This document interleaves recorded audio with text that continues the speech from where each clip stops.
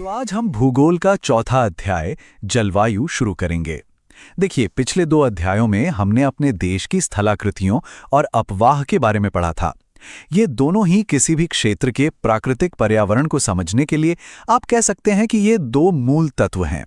आज हम तीसरे मूल तत्व यानी हमारे देश की वायुमंडलीय अवस्था के बारे में जानेंगे।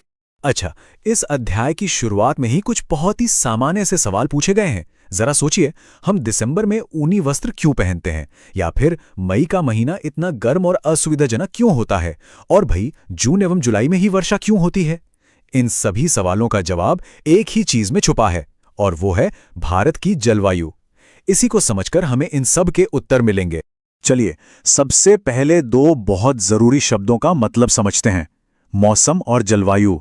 अक्सर हम इन दोनों को एक ही मान लेते हैं, पर इनमें बहुत बड़ा अंतर है। पहले है मौसम, यानी कि वेदर। मौसम क्या है? ये एक विशेष समय में एक छोटे से क्षेत्र के वायुमंडल की अवस्था को बताता है। जैसे आज सुबह मौसम सुहाना था, पर दोपहर में तेज धूप निकली तो गर्म हो गया। मतलब मौसम एक ही दिन में कई बार बदल सकता है। अब दूसरा शब्द है जलवायु, यानी क्लाइमेट। जलवायु किसी बहुत बड़े क्षेत्र में एक लंबी समय अवधि, और ये अवधि कितनी लंबी? लगभग 30 वर्ष से भी अधिक। तो 30 साल से ज्यादा समय में मौसम की जो अवस्थाएं रही हैं, उनका कुल योग या औसत ही जलवायु है। तो सबसे बड़ा फर्क क्या हुआ? समय का। मौसम पल पल में बदल सकता है, जबकि जलवायु दशकों तक लगभग एक जैसी ही रहती है।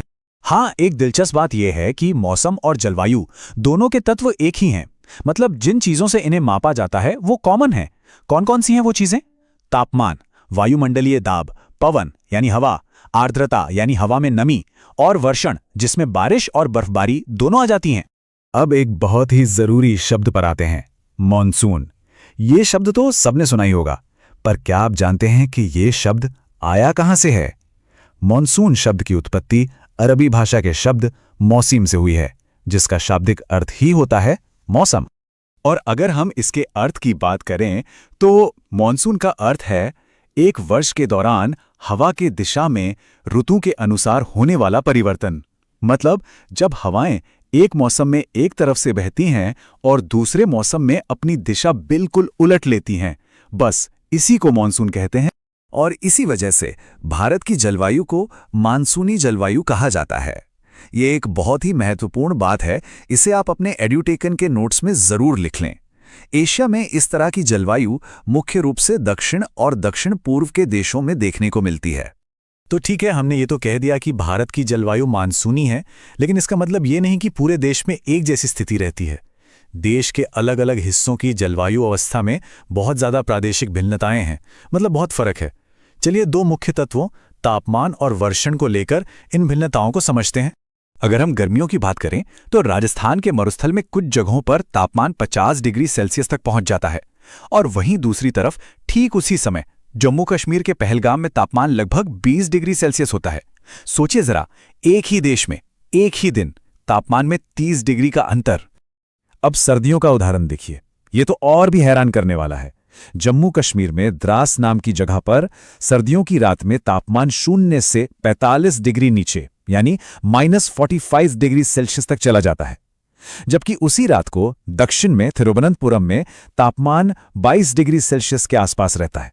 यह हमारे देश की अद्भुत विविधता को दिखाता है।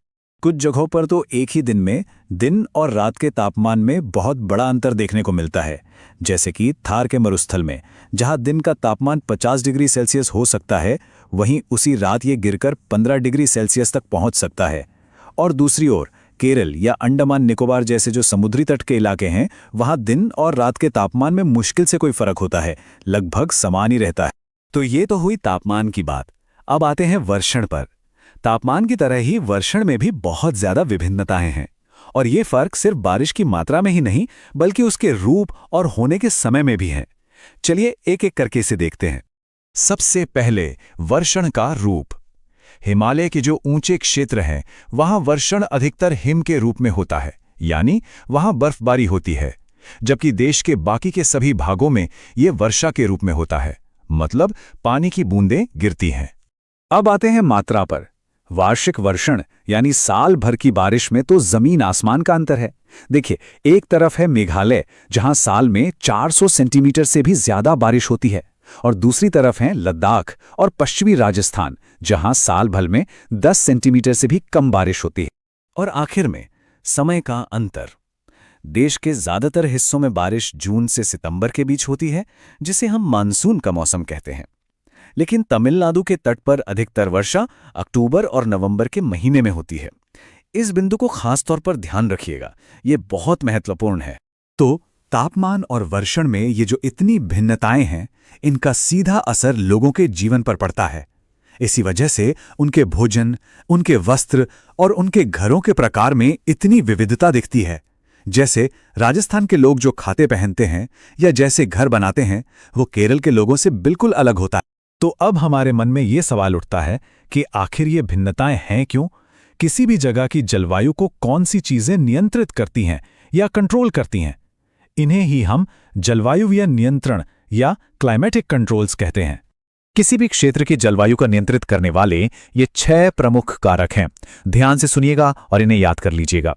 ये हैं अक्षांश, तुंगता यानी ऊंचाई, वायुदाब एवं पवन तंत्र, समुद्र से दूरी, महासागरीय धाराएं और छठा है उच्चावच लक्षण। इस लिस्ट को याद रखना बेहद जरूरी है क्योंकि आगे का पूरा अध्याय इन्हीं 6 कारकों पर आधारित है। चलिए, तो आज की क्लास में हमने जो कुछ भी पढ़ा उसे एक बार जल्दी से दोहरा लेते हैं। सबसे पहले हमने मौसम और जलवायु के बीच का मुख्य अंतर समझा, जो कि समय का है। मौसम कम समय के लिए होता है और जलवायु 30 साल से भी ज्यादा लंबे समय के मौसम का औसत होती है। फिर हमने ये जाना कि भारत की जलवायु मानसूनी प्रकार की है, लेकिन इस मानसूनी एकता के बावजूद देश के अलग-अलग हिस्सों में तापमान और वर्षण यानी बारिश में बहुत ज्यादा क्षेत्रीय भिन्नताएं हैं। इसके लिए हमने राजस्थान और जम्मू कश्मीर से लेकर केरल तक के उदाहरण भी देखे। और आखिर में हमने ये समझा कि ये सभी भिन्नताएं क्यों हैं। इसका जवाब हमें इन 6 प्रमुख जलवायुवी नियंत्रण कारकों में मिलता है, जो किसी भी जगह की जलवायु को तय करते हैं। अगली क्लास में हम इन्हीं कारकों को एक-एक करके विस्तार से समझेंगे कि ये भारत की जलवायु को कैसे प्रभावित करते हैं। ठीक है, तो आज के लिए इतना ही।